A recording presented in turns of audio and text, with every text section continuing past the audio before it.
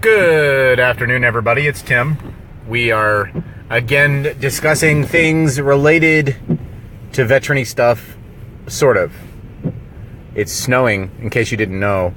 Snowing like crazy good fun snow. I'm off of 90th and Blondo, and it's just pouring down snow. Like somebody upstairs has just a bucket of snow, and they're just literally dumping bucket after bucket. But the people in Omaha are acting like it's hot lava death drops of like poison pain. Like that's how they're acting. It's insane. And I wonder sometimes if some of these lunatics remember that last year, I don't know, about the same time, it seems like there was similar stuff. Kind of like every year, it gets colder, and then sometimes it's warmer, and other times it's in the middle, and that 3 or 4 season change, that's called seasons. It's changes. It's normal. It's normal. It's just normal. Not a big deal. Nothing to post about. Nothing to freak out about. I promise. I can tell you this. I don't give a rip. I know that makes me a jerk, but I don't care that it's snowing. Not nearly as much as I care about other things. Especially when you juxtapose today's snow up against the rest of like normal life and things that are good that you're supposed to do, and morals and ethics and news and politics and dogs and money, and boy, there's just so many other things that are not only more interesting but are also more important. So you're looking at this graphic thinking, oh, that's kind of cool. The thing with the bees and then my wife, oh, that's sweet. It's accurate. It's very accurate. Life often tries to pull me to pieces, and my wife does a pretty stinking good job of keeping that from happening. Keeping the crazy people at bay long enough for me to get my composure and be able to communicate effectively, that kind of stuff. But along with my wife, there's a whole bunch of other things that help me sort of keep the crazy at bay. And one of those things is food. Now, I know a lot of people are on diets, and they're really, considering what they eat, and they think a lot about how they eat and what they eat and when they eat and who they eat with and where they eat and how much what they eat costs, et cetera, et cetera. I mean, I would say as a culture, by and large, we think more about eating than we should. But at the same time, I think we think less about eating than we should. And also, I think we think the wrong things about eating, right? I think Americans, by and large, would agree that Americans, by and large, are gross. Most Americans I know wouldn't try to be offended if someone said America's fat, or America's overweight, or America eats too much, or America is, by and large, I mean, the citizens of America are known for a few things, and healthy, conservative eating and quality food growing techniques are not those are not things that America is known for at all. But Americans are known for eating more than they should. They're known for eating things that are delicatessens for no reason, specialty things just for special sake. So the reputation of Americans is that it's okay. It's okay. You can eat what you want. You can go where you want. You can say what you want. Think what you want. You can eat. You can buy what you want. You can do anything you want. You can do anything you want because you're you, and you're entitled to be you and all that comes with being you. And if you put bad behavior in the category of being you, well, then it's okay to behave badly or poorly because that's just you being you. Nah, friend. Nah. That's not accurate. Bad behavior is bad behavior. Again, not to be like the kind of person that the pragmatist who looks at the results and says, oh, that's good because the results are good, huh? And I would say, as not the pragmatist, I would say, no, the results are helpful.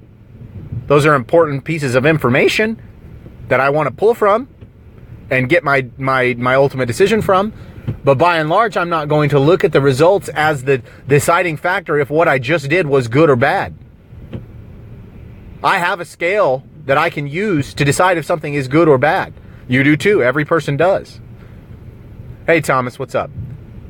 So we use those scales as the measuring stick, as the yardstick. Is this good? Is this bad? Right behavior? Is this wrong behavior? But I'm not going to look to the results, right? So when you talk about dieting and eating the right kind of food, it's important to understand that we're not just talking about eating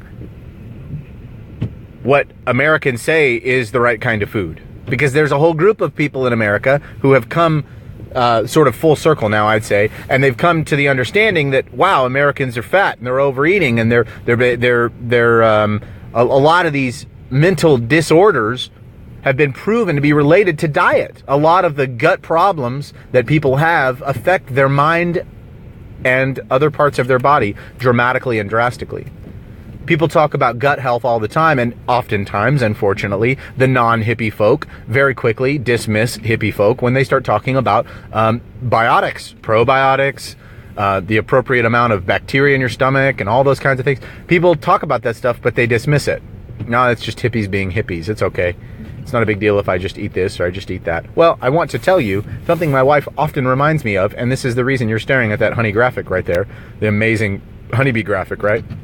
The reason you're staring at that is because my wife reminds me, she's one of my caregiving amazing people who constantly reminds me that what I eat affects my mind. What I eat affects my mind dramatically, drastically, incredibly, necessarily. All the other lees. It does. It matters. So what you eat matters, how you eat it matters, where you eat it matters, who you eat it with matters. But it only has to matter to you as much as you choose to make it matter. So another thing that my wife's amazing at is reminding me that I don't have to respond in a certain way to a certain thing. I don't have to. It's not my I'm not obligated to do that. I'm not obligated to choose to respond to my desire to eat crappy food by eating crappy food. I don't have to do that. And knowing that I have that liberty, knowing that I have that freedom, it's liberating. Right? It's liberating, and you lose weight, and you feel better, and you're happier. Those are all just side effects, good natural side effects of listening to good people, the good people in your life that are telling you things like, hey, you shouldn't drink that. Hey, maybe you should consider eating something different instead. Or, hey, I know that you're struggling with what you eat right now. Can I eat with you? Can I work this with you? Can we work together to help make you better? Can we do that, please? That's what you should be saying. So, in closing, I guess I would love to, and I don't have to close, but I would be interested to hear if anybody out there has had the experiences of changing their diet and watching some of their psychological or mental issues kind of go away or become easier to deal with. Their symptoms become a little bit more manageable, right? I'd be interested in hearing that. I know that personally, the more weight I lost, I was a big old fat dude, I'll tell you that.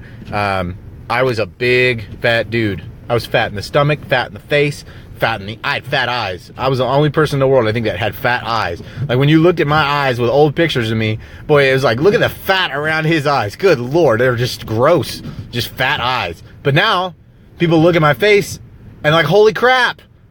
I remember the first time my sister saw me after I'd lost a bunch of weight because I was kind of sick and I wasn't trying to lose weight, and it was unfortunate that I was losing the weight, but I'm glad I did because it helped me get better. But by my sister's face, she goes, holy crap, like really, really loud, right in my face in the middle of, as soon as I walked in the front door, that's what she said, bang, holy crap.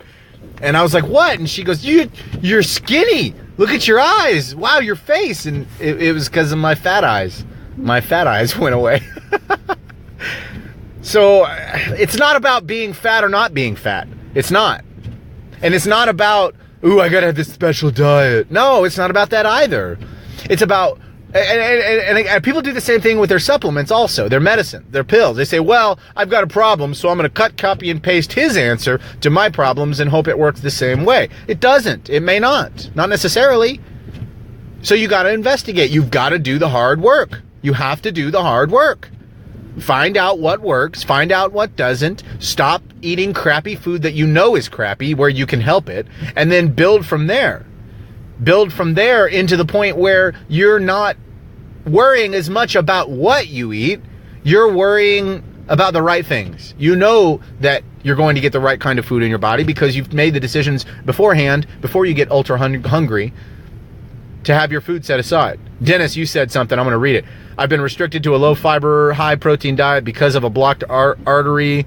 Is colon sick. I've lost 50 pounds in 6 months. Energy and comprehension up, as well as better attitude. Dude, I'm sorry you lost the weight, but unless you really wanted to, but I'm glad that you're seeing the benefit, Dennis, with losing the weight. That's a good thing. Hi, Amy, if you're listening. I hope you're doing well. my wife reminds me on a regular basis what I should and shouldn't be eating, and not in a naggy sort of way. Not in a way that's like, well, you know, you gotta do this thing. Not like that. No, it's like, hey, have you eaten today? Okay, what have you had to eat? Normal person may get defensive, but me, I'm not a normal person. I don't have a normal wife, so I'm just be like, well, I've had this and this. Oh, that sucks, babe. You know, you should try to eat some of these, so that you can have your supplements so that it doesn't affect your stomach that way. Quit eating to feel good. That's a pretty plain statement. It's pretty true as well. But at the same time, you know what? I don't know, Dennis. I got to disagree with you, dude, because I eat to feel good a lot. That doesn't mean I'm overeating. It's just I like to feel good. There's something about Trader Joe's coffee ice cream that just changes my life. It can even change my outlook on life sometimes. It can give me some perspective. And there's times when I overeat it and I regret it because of the dairy just wrecks my guts. But my wife will always be reminding me and helping me keep track of things. And it's just me trying not to die. She's just constantly keeping me safe and cool and chill and just keeping things down and cool and calm. Listen, guys, if you want some more information about the advocacy work that I do here in Omaha, please visit Veterans for Natural Rights Omaha on Facebook or visit BorisTheServiceDog.com. You can find out more about service animals, the work that they do for their handlers, and maybe some stuff about my amazing black dog, Boris, in the backseat. Boris, did you have anything you wanted to add? Nope. See, again, guys, a lot of you have maybe under the misconception that service animals can talk, because a lot of people have walked up to my dog today and said, oh, puppy, puppy, puppy, puppy. See, let me just let you know, in case you might be one of those people, he's not really good at English. He doesn't really speak anything at all, actually. I mean, he talks dog, but, you know, I lack and you lack the ability to communicate in dog, so the baby talk isn't helpful. Listen, guys, you're awesome. I love you so much. I appreciate your support. I appreciate you listening. Please share this podcast with a veteran or a friend that's trying to deal with something right now. It may help them. And as I said, please visit BorisTheServiceDog.com or Veterans for Natural Rights on Facebook or Veterans for Natural Rights Omaha, the local chapter trying to affect change for veterans nationwide. Thank you so much.